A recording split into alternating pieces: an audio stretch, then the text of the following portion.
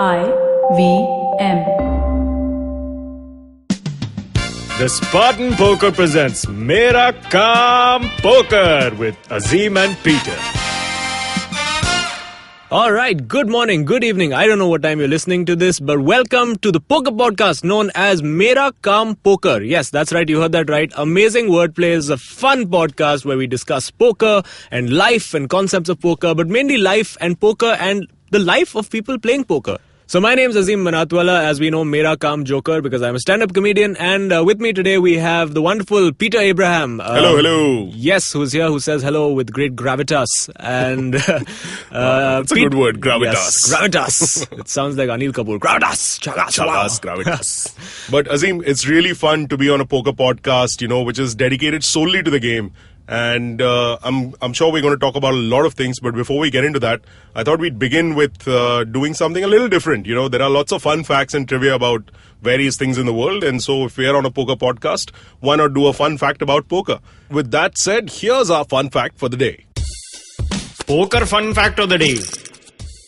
So the deck of cards that you have at home, you have spades, clubs, diamonds, and hearts. But where did those come from? Where do those come from? Do you know, Peter, where they came from? What they represent? I actually know another trivia about a deck of cards, but okay, fine. I will leave this one for you. Mine is better, I will tell you. So apparently spades stand for royalty, diamonds are merchants, clubs are peasants, and hearts is the clergy.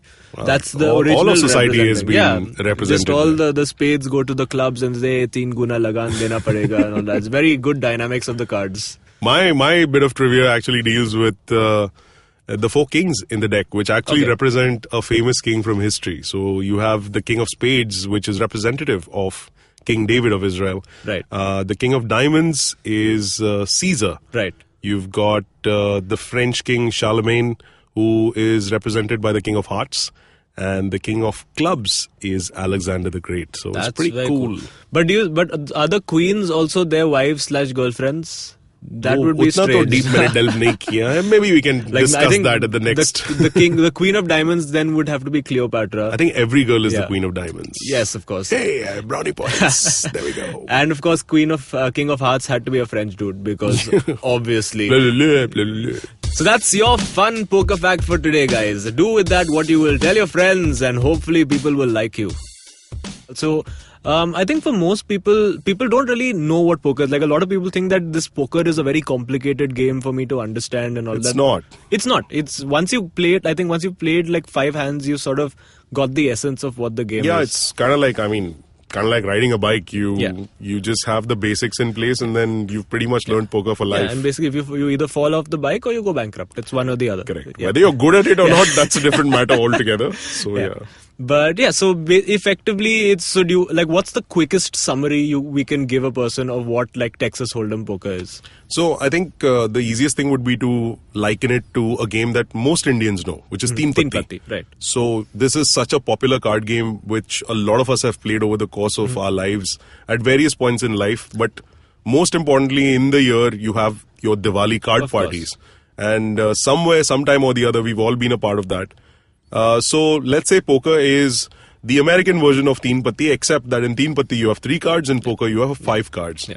And the idea is... Teen Patti, I think, like in its purest form, when you take out all the variations, the AK-47, AK-50, like Teen Patti then is primarily I love the fact that luck. there's an AK-47 Yeah, there. of course, there has to be. Like, of course, it's secular. And oh, wow, a secular AK-47. Yes. That's a quote. So I think for people who enjoy, this nice way to alienate the market, but people who enjoy mathematics and counting and probability, logic. Logic. It's something that, so basically if you were good at your engineering IIT exams, poker is here for you. Poker is here for you to save your life. Save your life and hopefully make you some money. And just to extend to what Azeem is saying, there are so many communities that play poker across the world. I know a fact, our guest who's coming up shortly will obviously delve into that also. Right. But I think the most common thing that many people in Bombay have been witness to at some point in their lives when they've taken the local train is sitting, at the very first bogey or the very last bogey is this whole bunch of guys who are playing cards on their long journey up and down the city. And it's typically, so my dad used to be part of one of these groups. Oh, really? Yeah, and typically all of these guys were always stockbrokers who were sitting and playing their game. And they just sit like that. You're not allowed to sit on their seats. Like, they are reserved. So if you are getting onto the train, you're like, no. They are like, no, you cannot sit over here. And they can get pretty vicious about the whole thing. Yeah. And they sit across each other. They have briefcases put like in their laps, and that's where the cards are dealt. And there's one guy who's a lookout who's waiting to see ki TC aayega, nahi aayega. And they had a variety of games they used to play. So my dad, they used to play poker, they used to play rummy, they used to play Mindicoat. Oh, okay. Yeah, and for some reason they would not play with actual money, obviously because it's not allowed. But it's really weird because my dad was clearly very good at this because he would keep getting rewards, and the rewards in those days in the early 90s was 2-liter Pepsi bottles. Oh wow! So my dad would come home every few days with like 4 Pepsi bottles, and we were like, "What?" I got so many cavities because of my dad's quality play in the card game. Well done, sir. Yes, I know, right? But thankfully they were made teeth. But no, and it's also starts with Diwali, right? That's where most of us. I mean, for me, it started there, it's really weird because like we have a Christian guy, Muslim guy who are encroaching on Diwali games to go and steal their money from them. Like for me, the first time I played Diwali game and I was there and I won. I looted everybody and I felt very happy. I was like, this is my revenge for y'all coming and stealing biryani from my house on Eid. This is why I'm doing this. But that's where it starts from, and I think you need that one starting point to then get that group where you actually like start playing in like good circumstances where there's not like a guy who's selling you combs on the side on the train, or it's nice when you have a group and then you can just play aram se sitting at home. That social component is obviously very evident in the last, I guess, I've been associated with the industry since about 2008. Earlier people would like do this setup in their homes and there would be let's say 2-3 tables if you were visiting a particularly rich friend of yours, then maybe more than that. And spots on the floor are taken up, gadde vadde laga ke people are sitting and playing. Now you actually, in the last, I guess, maybe the last 3 years or 4 years, people are actually keeping one table aside for poker. Yeah, that happens. Which is like, I think that's a big shift, all things considered, and seeing how pervasive the game is now becoming in the Indian consciousness, I guess, if you want to call it that. Yeah, no, and it's also like people now have like, they have a designated table, as you say, they have a proper poker set, which everyone will have in that like Hitman briefcase. And it's a matter of pride for a lot of these guys who own them. And it's very scary because the first time I saw that briefcase, I had flashbacks to that Hitman video game. I was like, I'm going to be killed now, this is it. I had a good run at life, guys. I was calling my mom saying, please remember me when I'm just ended up getting killed on the table eventually. But no, and before that we had nothing. Like we had to constantly be searching for things. We've spoken about it, like rajma beans, as you said, toothpicks, aloo bhujia. We've gone completely all out. Aloo bhujia is a tough sell as poker chips are concerned. That's like a lot of chips to be because you're going to end up eating it anyway. Like that would be really weird. I was like up by 10,000 rupees. Now I just ate 3,000 worth of bhujia. This is quite terrible.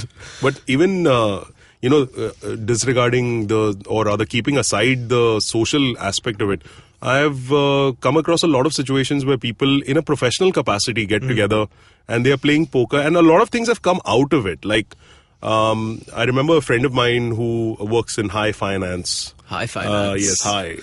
No, that does not mean that they are getting... No. It's none of those.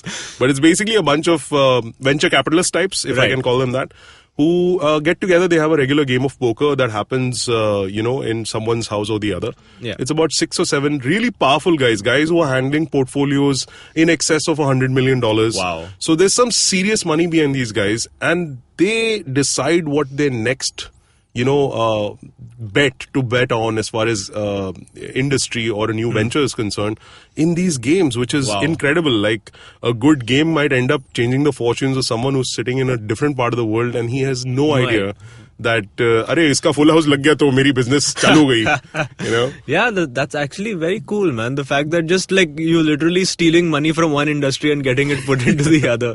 It's all this is what it is, guys. This is what the startup culture is all about. But keeping with the whole community theme and the introduction to poker, we're going to be introducing a new person to our community at this table. See what I did there? Wordplay, amazing. Well done. Pew pew. And he's from a very interesting field. He's got a lot of interesting views on poker. He just started playing recently, and stay tuned and find out who he is. We'll be right back to Mera Kaam Poker. As we go to commercials, don't forget, the Spartan Poker's Mera Kaam Poker will be right back after this break. Long, long ago, not in Bethlehem, but in a place nearby, there was a wonderful birth of a huge show, which I like to call Cyrus Says. A show that encapsulates everything in human history, from the first Homo sapien to the last Homo sapien, who's traversed the entire world and then come back to India. This is a show which tells you everything about everything. If you want to know, avoid Google, come to us. It's called Cyrus Says. Get new episodes every Monday on the IVM podcast app or wherever you get your podcasts on. You get one banana water free with every podcast. Right, I'll just check that. Welcome back to the Spartan Poker's Mera Kaam Poker. It's time to go all in. It's time now for our favorite segment, the segment which I still have no idea why is called Po Kar Lo Baat. Yes, that's what we're doing. Bad puns is what's happening. Naveen, this is your fault. Naveen, you're fired. All right. And our guest for today is a good friend of mine. We started out in comedy more or less the same time in 2011. Round of applause for Karunesh Talwar. People who are... it would be weird if you are applauding in your car or wherever if you're listening to this. I mean, I've heard through the grapevine of the comedy scene that you've got quite an interest in poker these days. So where's it started from? It started about a year ago because of a comic called Raghav Mandava, who you know. Right. I was in Delhi and I was in his house in Gurgaon and he was like, do you want to learn how to play? And he taught me No Limit Hold'em, and I have a bit of an addictive personality, and so for the last year or so I have been ignoring all of my responsibilities and gambling pretty much. Fair enough. So where do you play? Do you play online? Do you play with friends? How's it I do play online.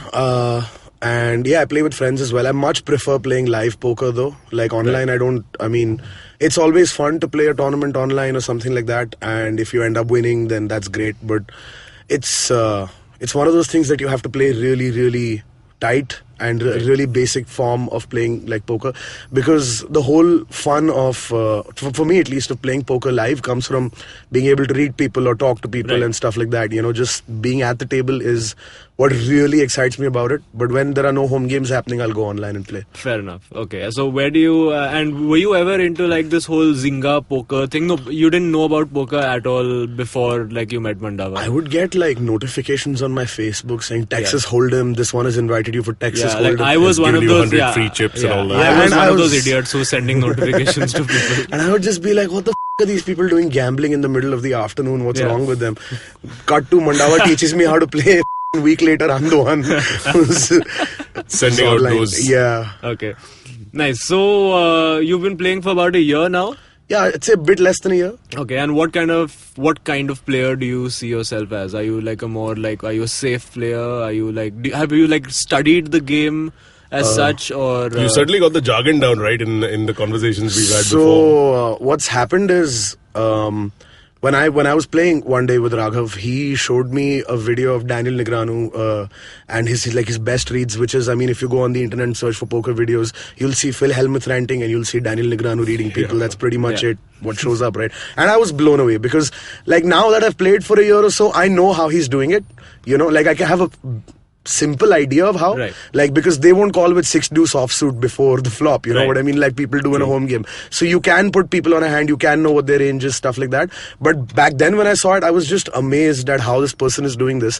And then I started watching poker videos, and even now I spend way too long every day like finding some obscure poker video or watching previous episodes of Poker After Dark and stuff like that, you know. Right, and even the ongoing live coverage of the World Series. I've got a Poker Go subscription and everything. So Nice. So wait, you mentioned Poker After Dark. What is that? So for the listeners, it's a high stakes cash game TV series where you had like all of the great old school gamblers showing up and playing poker, and it was what's great about it is the banter, is the table talk, is the characters. Because now you watch poker, it's always like these European nerds with hoodies and big sunglasses. They don't say anything, they don't talk to each other, and they just play perfectly for the most part, but they're boring to watch. You never support those guys. It's a very like unusual... It wouldn't work in a movie, right? You wouldn't have Casino Royale with just like random dude in hoodie and... Oh, it's 33% there on the turn and all that jazz. No, but we were talking about this even prior to this particular show, that the fun element of poker, and this is unusual, for someone who's just picked up the game.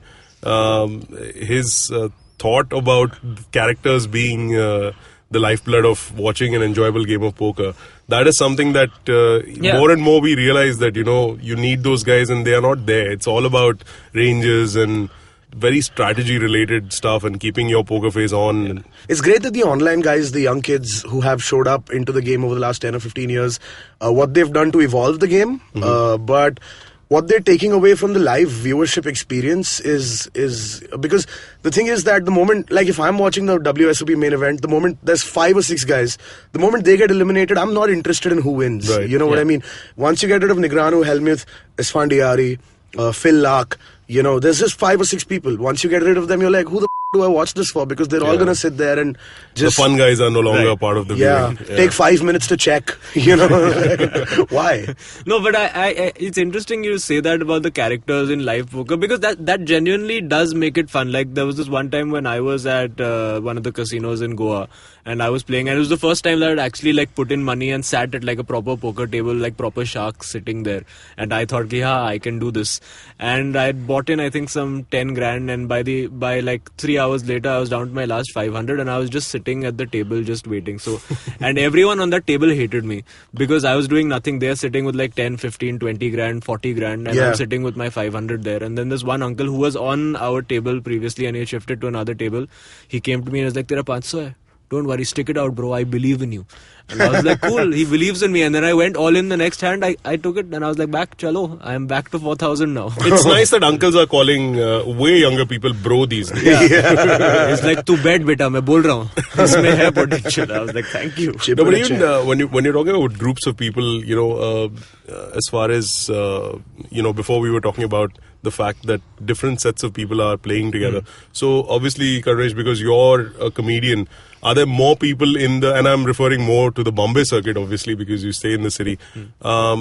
Is there like a big scene with the comedians, playing poker in the city? There's been a growing interest, and most of it can be attributed to Raghav Mandava, because what happened Raghav Mandava, we're coming for you next season.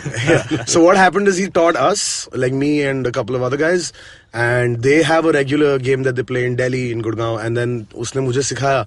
I came here and I found, I have friends here who play, and they also know certain comics, so they would come and hang out and we'd be like, do you want to play this game? They'd be like, sure. And some of them already knew a little bit about it, some of them had no idea, but it's such a fantastic game. You start to learn how to play and then you don't stop playing. Because I remember I was asking a few months ago where you were at one of the shows, and somebody said ki Karunesh has locked himself inside a room above tuning fork. That's where he has been and will be for the foreseeable future.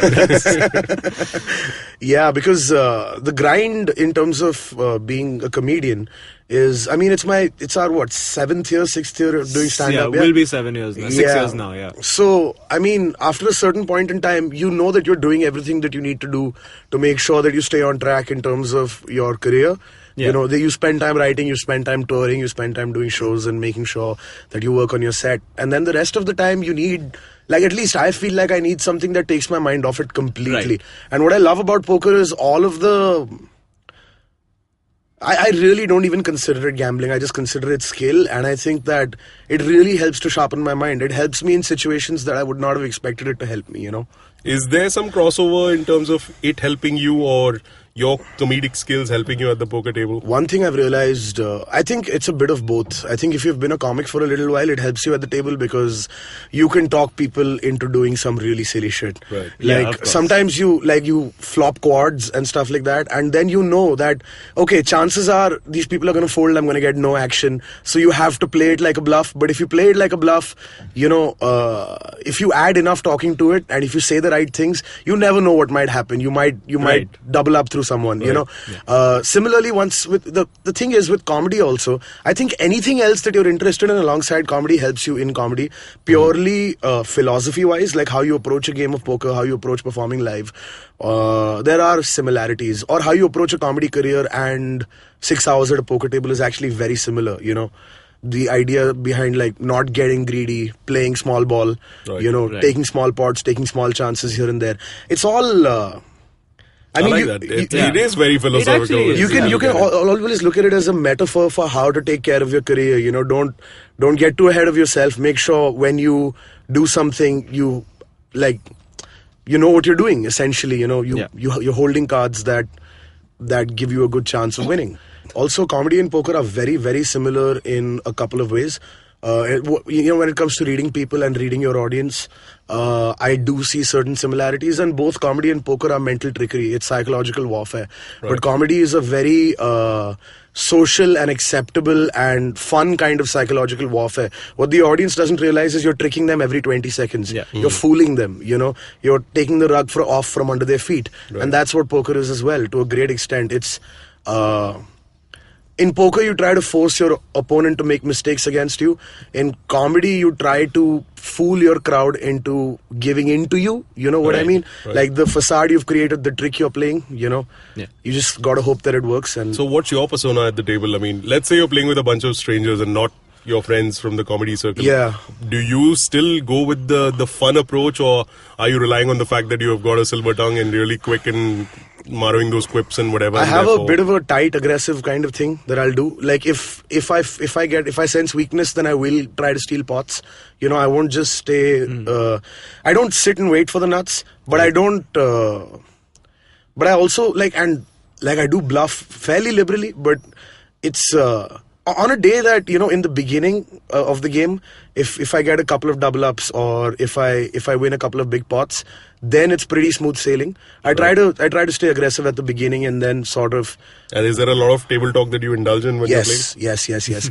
That is one thing that I rely heavily on. Shocking, a comedian who's talking at the table. I'll often do things like showing people one card and stuff like that, because it really with them, right? You raise heavy, you're bluffing on the river, there's 3 hearts on the board, you show them a heart, and then you see where it goes. Nice. The other card is a club, but whatever, we'll see. Nice. So have you ever thought of it in terms of, so you've been doing this for playing poker for a year, have you ever considered maybe going semi-pro, going to a tournament sometime, trying it out, or even considering poker as something that you do as a side income on the side just for the... Because, I mean, as a comedian, you are a freelancer at the end of the day, and the monies are not coming in on the 5th of the month, so to speak. Yeah. So, to offset that uncertainty, or, to use a poker term, variance, so to speak, would you consider... I just don't think it's wise to offset the variance of comedy by gambling for a living, because I do think that there is greater uncertainty in poker than comedy. But, having said that, I will definitely play tournaments all my life. I know that. I love the game too much. And I love variations of the game too much. I love Omaha, I love Raz, so I love Stud. And so automatically what happens is, I'm very interested to find out how to play a new game. I will watch the tutorial videos. I will study it. I will try to figure out what is the best thing to do in what position, at what time, And I know that, but it's not something that I'm going to learn just off the bat, straight, just become really good. So I'm not really putting a time limit to it. But if I could one day be able to buy another WSOP main event, that would make me a very happy person. That is the dream. Yeah. Even if I busted on the first day, whatever. It's you did I was there. Yeah. Well, it's a good thing we're not one of those cheap tabloid kind of people who are sitting in this place. Otherwise, I can see a headline like Karunesh Talwar loves stud, or studs as the case might be, showing up in the papers. Okay. But what is probably your most memorable experience in terms of a really good hand or a really bad hand that you watched or generally or a player that was a character, like we were talking about characters. Game, yeah. So I've played many home games where I've ended up wiping people out at the end, and I've played a few where I've not done very well also. So I mean, if you you hit a straight flush, sometimes that's great. You hit quad, sometimes that's great. But I want to actually tell you the story of the worst beat I've ever taken, because that's where poker gets really brutal and upsetting. So I was under the gun with 2 queens, okay? But I forgot I'm playing a home game. And people don't give a about your pre-flop raise in a home game, right? And I'm under the gun. I have 2 queens in my hand. When you raise from under the gun, that's very strong, right? So I make it 5 times the big blind. And there's 7 people playing, and 4 of them fold, I think. 4 of them fold. And so it's me, Siddharth Dudeja, and a friend of Shashwat's called Abhas in the pot, okay? Flop comes down 8-8 queen. I've flopped the nut full house. So at this point, I'm just I'm going to check. I've seen rounders. I know how this goes, you know what I mean? And so I check. There's a guy who puts in some money in the pot. So immediately I'm telling myself, this guy has an 8, this guy will pay you off. He has trip 8s, he will pay you off. So he bets. Dudeja calls for some reason with nothing. Yeah. Okay. I would expect Jello, no let's go less. for the ride. He floats. Okay. 8-8 queen on the flop. I have a full house. I obviously call. Next card is a 10. So, I trip see 8s where this is going. Trip 8s bets again. No, you don't see where it's going. That's my point. Trip 8s bets again. Okay. Dudeja this time calls. So I'm thinking he might have either got a queen or spiked a 10. I don't know, you know. So he calls. And I obviously call again. The river is another 8. And here's the problem. Based on the whole game I've played so far, I have put this guy on 3/8. So I have a feeling he has 4/8 now, you know. Right. And so he bets big. And Dudeja calls because now he has 10s. He has 8s full of 10s. Right. And I still have queens full. And so I go all in. And the guy with 4/8s has half a smile on his face. He insta-calls. And Dudeja mucks his hand. Finally. You know. And the guy shows me 4/8s, man. It was hard. He had an 8 and a 5 offsuit. Who the calls? Like, I understood everything Phil Hellmuth gets mad about at a poker table. I'm like, this guy's the worst player in the 8-5. 8-5 offsuit, man. Come on. I had 2 queens before the flop. What the And here's the thing, I sort of knew, I was resigned to my fate. I knew the guy has quads, but it's so difficult to lay down the nut full house because you think the other guy has quads. Like, I'm not a good enough player to do that. And I don't think any player should do that because you will be wrong 9 times out of 10, you know? Yeah.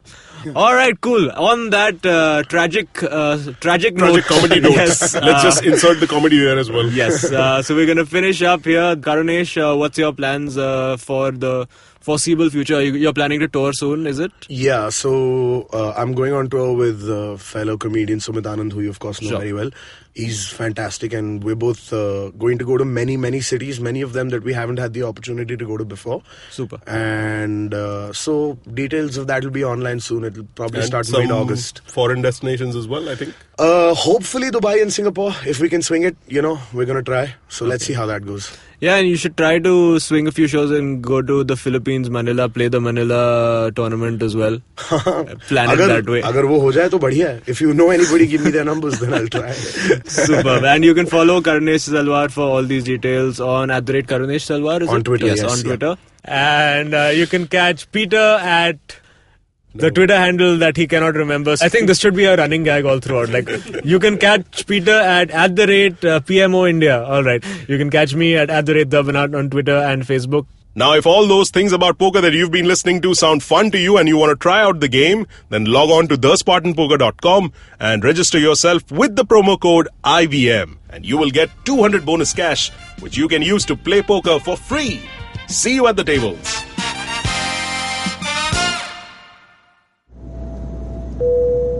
Good evening, ladies and gentlemen. This is your captain speaking. Sorry to say, but there's been a slight delay due to the apocalypse having suddenly begun.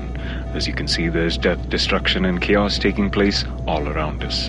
But don't you worry, food and drinks will be served shortly, and I would recommend checking out IVM Podcasts to get some of your favorite Indian podcasts. We'll keep you going till this whole thing blows over. Thank you.